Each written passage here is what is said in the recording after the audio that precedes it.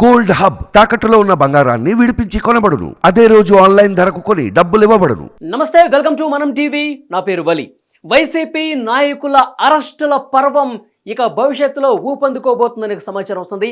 ఇప్పటికే పిన్నెల్లి రామకృష్ణారెడ్డిని అరెస్ట్ చేశారు. ఆయన నెల్లూరు జైల్లో ఉన్నారు. మాజీ ముఖ్యమంత్రి ఆ పార్టీ అధినేత వైఎస్ జగన్మోహన్ రెడ్డి గారు జైలుకెళ్లి పిన్నెల్లి రామకృష్ణారెడ్డిని పరామర్శించి వచ్చిన విషయం తెలిసిందే.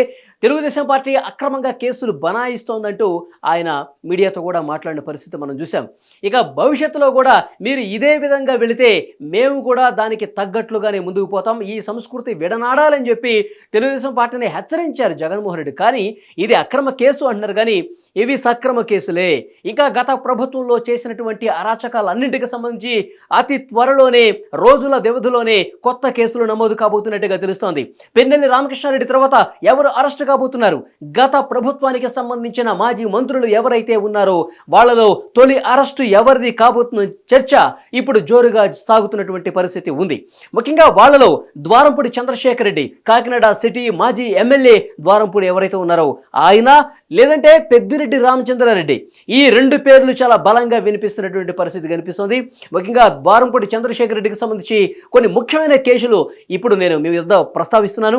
ఒకటి, బియ్యం అక్రమ రవాణాకు సంబంధించి పౌర సరఫరాల శాఖ గిడ్డంగులో ఉన్నటువంటి బియ్యం బస్తాలను దాన్ని పాలిష్ చేసి బంగ్లాదేశ్కి ఇతర యూరోప్ కంట్రీస్ కూడా కాకినాడ పోర్టు వేదికగా, ఎందుకంటే కాకినాడ పూర్తిగా ద్వారంపూడి హ్యాండ్ ఓవర్లో ఉండేది, సో ఆ కాకినాడ కేంద్రంగా విదేశాలకు పంపించినట్టు పరిస్థితుంది. అంటే పేద ప్రజలకు దక్కాల్సినటువంటి ఈ బియ్యాన్ని దాన్ని పూర్తిగా పాలిష్డ్ చేసి పంపించే విధంగా, విదేశాలకు ఎగుమతి చేసుకునే విధంగా దాన్ని మిల్లింగ్ చేసుకుని అక్కడి నుంచి కాకినాడ పోర్ట్ ద్వారా ఇటు బంగ్లాదేశ్ కావచ్చు, శ్రీలంక కావచ్చు, ఇతర యూరోపియన్ కంట్రీస్ కూడా పంపించారు.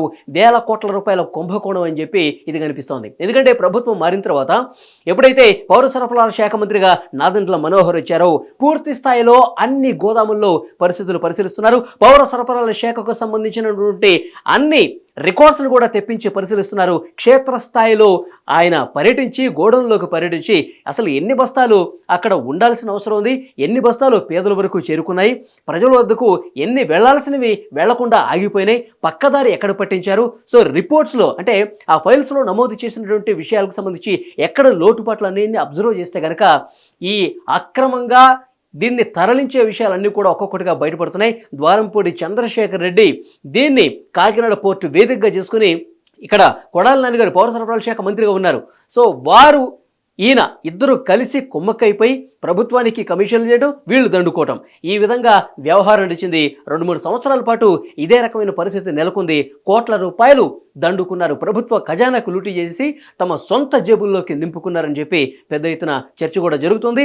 నాదెండ్ల మనోహర్ గారు ఎప్పుడైతే క్షేత్రస్థాయిలో పర్యటన చేసి అన్ని డీటెయిల్స్ అధికారులు సమీక్షించి వాళ్ళు వివరాలు తెప్పించుకుంటే ఈ మొత్తం బండారం కూడా ఇప్పుడు బయటపడ్డ పరిస్థితుంది. సో ద్వారంపూడి చంద్రశేఖర్ రెడ్డికి సంబంధించి ఈ కేసులో ఆయన చాలా బలంగా సీరియస్గా ఇరుక్కునే పరిస్థితి కనిపిస్తుంది. ఏ క్షణమైనా ఈ కేసులో అరెస్ట్ అయ్యే అవకాశం ఉందని ఒక పెద్ద ఎత్తున చర్చ జరుగుతోంది.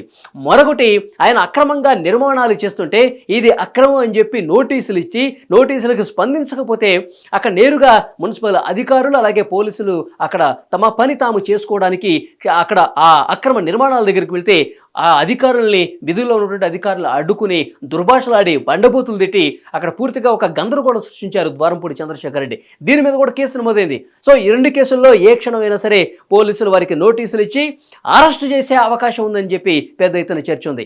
ఇక మరొక ముఖ్యమైనటువంటి నాయకుడు పెద్దిరెడ్డి రామచంద్రారెడ్డి. సో జగన్మోహన్ రెడ్డి గారికి అత్యంత సన్నిహితంగా ఉండే పెద్దిరెడ్డి రామచంద్రారెడ్డి గారికి సంబంధించి కొన్ని ముఖ్యమైన కేసులు ఉన్నాయి. ఎందుకంటే మొన్న ఫైల్స్ తగలబెట్టిన కేసుకు సంబంధించి చాలా కీలకమైన ఫైల్స్ లభ్యమయ్యాయి. అది ఖనిజాభివృద్ధికి సంబంధించి, అంటే ఆంధ్రప్రదేశ్ మైనింగ్ డెవలప్మెంట్ కార్పొరేషన్కి సంబంధించిన కీలకమైనటువంటి పత్రాల్లో వారి ఫోటో కూడా ఉంది, పెద్దిరెడ్డి రామచంద్రారెడ్డి గారి ఫోటో ఉంది. అంటే ఇక్కడ మనకి ఇసుక అక్రమ తవ్వకాలకు సంబంధించి పెద్ద ఎత్తున భూ కుంభకోణం జరిగింది. సో ఆ కుంభకోణానికి సంబంధించిన వివరాలు ఈ ప్రస్తుత ప్రభుత్వానికి, కొత్త ప్రభుత్వానికి తెలియకూడదని చెప్పి పెద్దిరెడ్డి రామచంద్రారెడ్డి గారి ఆదేశాలతో ఇక్కడ ఫైళ్లు తగలబెట్టినటువంటి పరిస్థితి ఉంది. అందులో సీఎంఓ సంబంధించిన ఫైళ్లు ఉన్నాయి. అంటే ముఖ్యమంత్రి కార్యాలయంలో ఉండాల్సిన కొన్ని ముఖ్యమైన వివరాలతో కూడి ఉండాల్సినటువంటి పత్రాలు కూడా ఇక్కడ మనకి అవనిగడ్డ, విజయవాడ కరకట్ట మీద ఒక వ్యాన్లో తీసుకొచ్చి ఇన్నోవా వెహికల్లో తీసుకొచ్చి అక్కడ తగలబెట్టేశారంటే గత ప్రభుత్వంలో ఉన్నటువంటి అవినీతి అన్యాయాలు అక్రమాలు అన్నీ కూడా బయటకు రాకూడదు, కాలి బూడిదవ్వాలని చెప్పి ఒకరు ఆదేశిస్తే అది తాడేపల్లి నుంచి వచ్చినటువంటి ఆదేశాలా ఇంకేం ఆదేశాలు అనేది కూడా ప్రస్తుతం పూర్తిగా ప్రభుత్వం ఒక కమిటీని ఏర్పాటు చేసుకుని విచారణకు ఆదేశించిన విషయం కూడా మనకు తెలిసింది. సో ప్రభుత్వం ఒకవైపు విచారణ చేస్తోంది. ఇక్కడ పెద్దిరెడ్డి రామచంద్రారెడ్డి ఆదేశాలతో జరిగిందో ప్రాథమికంగా ఆ ఇన్వెస్టిగేషన్లో తేలుతున్న విషయం, ఆయన బొమ్మతో ఉన్నటువంటి పత్రాలు కనిపించాయి. ఆ తర్వాత పొల్యూషన్ కంట్రోల్ బోర్డుకు సంబంధించి మాజీ చైర్మన్ సమీర్ శర్మ ఎవరైతే ఉన్నారో అతను కూడా అరెస్ట్ చేసే అవకాశం చాలా స్పష్టంగా కనిపిస్తుంది. పెద్దిరెడ్డి రామచంద్రారెడ్డికి సంబంధించి మరొక ముఖ్యమైనటువంటి విషయం, ఆయన ఎర్రచందనం స్మగ్లింగ్ చేశాడు. ఎర్రచందనాన్ని పూర్తిగా ఇటు నేపాల్కు తరలిస్తుండగా పట్టుకున్నట్టుగా మనకి సమాచారం వస్తుంది. దాన్ని డిప్యూటీ సీఎంగా ఉన్నటువంటి పవన్ కళ్యాణ్ గారు కూడా ఒక సందర్భంలో స్పందించారు. ఎర్రచందనాన్ని ఇక్కడ మొత్తం దోచేసుకుని విదేశాలకు తరలించేసి కోట్ల రూపాయలు దండుకుంటున్నారు. తాడేపల్లి ప్యాలెస్కు కూడా దీంట్లో భాగస్వామ్యం ఉంది. నేపాల్లో అక్కడ ఉన్నటువంటి అధికారులు పట్టుకుంటే ఇది భారతదేశానికి సంబంధించి ఆంధ్రప్రదేశ్కి సంబంధించినటువంటి ఈ మెటీరియల్ అని చెప్పి వాళ్ళు కూడా గుర్తించారు. సో దాన్ని ఇక్కడ సేఫ్గా మళ్ళీ ఇక్కడ తీసుకొచ్చే ప్రయత్నం అయితే జరుగుతుంది. సో దీనికి పాల్పడ్డటువంటి ఈ అవినీతికి ఈ అక్రమ రవాణాకి పాల్పడ్డటువంటి వ్యక్తి పెద్దిరెడ్డి రామచంద్రారెడ్డి అని చెప్పి పెద్ద ఎత్తున సమాచారం వస్తుంది. సో ఈ కేసు కూడా చాలా సీరియస్గా బుక్ అయ్యే అవకాశం కనిపిస్తుంది పెద్దిరెడ్డి రామచంద్రారెడ్డి మీద. ఒకవైపు ఇసుక అక్రమ తవ్వకాలకు సంబంధించి కుంభకోణంలో ఆయనే కీలకంగా వ్యవహరించారు. రాష్ట్ర వ్యాప్తంగా కోట్ల రూపాయలు దండుకుని ఇటు తాడేపల్లి ప్యాలెస్కి ఆయన సొంత జేబులోకి ఈ విధంగా ప్రజాధనాన్ని ప్రభుత్వ ఖజానాన్ని లూటీ చేసి కోట్ల రూపాయలు దండుకున్నారని చెప్పి పెద్ద ఎత్తున చర్చ. రాష్ట్ర వ్యాప్తంగా ఇసుక సాధారణ ప్రజలకు దక్కకుండా కమిషన్లకు పాల్పడి వేల కోట్ల కుంభకోణానికి పాల్పడ్డ కేసు ఒకటి, ఈ అక్రమంగా ఈ ఫైళ్లు కరకట్ట మీద పడేసి కాల్ చేసిన కేసు ఒకటి, ఇట్లా ఎర్రచందనం స్మగ్లింగ్ చేసిన కేసు ఒకటి. ఈ 3 కేసులు కూడా పెద్దిరెడ్డి రామచంద్రారెడ్డి తలకు చుట్టుకునే అవకాశం చాలా స్పష్టంగా కనిపిస్తుంది. మొత్తం ఈ వ్యవహారాలన్నీ ఇప్పుడు ఒక్కొక్కటిగా వెలుగులోకి వచ్చే అవకాశం కనిపిస్తుంది. మిగతా మంత్రులకు సంబంధించి చాలా కేసులు ఉన్నాయి. చాలా ఇబ్బందికర పరిస్థితులు తీసుకొచ్చారు. ఇటు ప్రజలను ఇబ్బంది పెట్టడమే కాకుండా ప్రభుత్వ ధనాన్ని వేల కోట్ల రూపాయలను దోచేసుకున్నారు, ప్రకృతి వనరులను దోచేసుకున్నారని చెప్పి పెద్ద ఎత్తున చర్చ ఉంది. సో డెఫినెట్గా ముందుగా పిన్నెల్లి తర్వాత అరెస్ట్ అయ్యేది వీరిద్దరే అని చెప్పి చర్చ ఉంది. ద్వారంపూడి చంద్రశేఖర్ రెడ్డి ఒకరు, తర్వాత పెద్దిరెడ్డి రామచంద్రారెడ్డి, ఇక మిగతా మంత్రుల చిట్టా కూడా బయటకు కదులుతోంది. దాంతోపాటు మాజీ ముఖ్యమంత్రి జగన్మోహన్ రెడ్డి గారి మీద కూడా అనేకమైనటువంటి కేసులు, ఎందుకంటే పాలసీలు రూపొందించి ప్రజల్ని ఇబ్బంది పెట్టి ప్రభుత్వ ఖజానాను దోచేసడంలో పూర్తి స్థాయిలో అనేక కుంభకోణాలు చేసి ప్రభుత్వ భూముల్ని కబ్జా చేసేసి ఏ రకమైనటువంటి వ్యవహారం నడిపించారు అన్నీ ఒక్కొక్కటిగా బయటకు వస్తున్నాయి. జగన్మోహన్ రెడ్డి గారు కూడా చాలా సీరియస్గా ఉచ్చు బిగుసుకునే అవకాశాలే కనిపిస్తున్నాయి. అనేక వ్యవహారాలు ఉన్నాయి.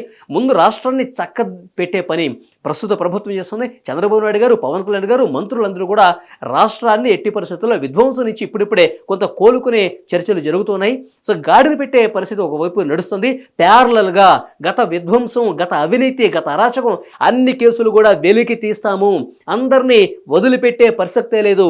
ఎవరైతే ఇలాంటి నీచుపు దుర్మార్గపు కార్యక్రమాలు చేశారో, రాష్ట్రం పూర్తిగా అధోగతి పాలు చేశారో వాళ్ళందరి మీద కేసులు పెడతామని చెప్తున్నారు. సో మనకు అందుతున్న సమాచారం ప్రకారం ద్వారంపూడి చంద్రశేఖర్ రెడ్డి, పెద్దిరెడ్డి రామచంద్రారెడ్డి వీళ్ళిద్దరి మీద చాలా సీరియస్గా ఉచ్చు బిగిసే అవకాశం కనిపిస్తుంది. కొత్త కేసులు నమోదవుతాయి. సో వెంటనే అరెస్ట్కి ఇంకా చంద్రబాబు నాయుడు గారు ఢిల్లీ వెళ్ళారు, ప్రధానితో భేటీ అయ్యారు, మంత్రులతో, కేంద్ర మంత్రులతో భేటీ అయ్యి రాష్ట్రానికి సంబంధించి చర్చిస్తున్నారు. ఇక్కడ రేవంత్ రెడ్డి గారితో 2 రాష్ట్రాలకు సంబంధించినటువంటి విషయాలు కూడా చర్చిస్తున్నారు. చంద్రబాబు నాయుడు గారు ఇటు సీరియస్గా రాష్ట్రం గురించి ఆలోచన చేస్తూ ఆయన ముందుకు పోతున్నారు. కానీ రాష్ట్రంలో జరిగిన విధ్వంసానికి సంబంధించి కూడా కేసులు వెలికి తీయాల్సిన అవసరం కనిపిస్తుంది. వీళ్ళ అరెస్టులు తప్పవు, గత పాలకుల అరెస్టులు ఎట్టి పరిస్థితుల్లో కొనసాగుతాయని చాలా హెచ్చరిక చేస్తున్నటువంటి సిచ్యువేషన్ ప్రస్తుతం ఉంది.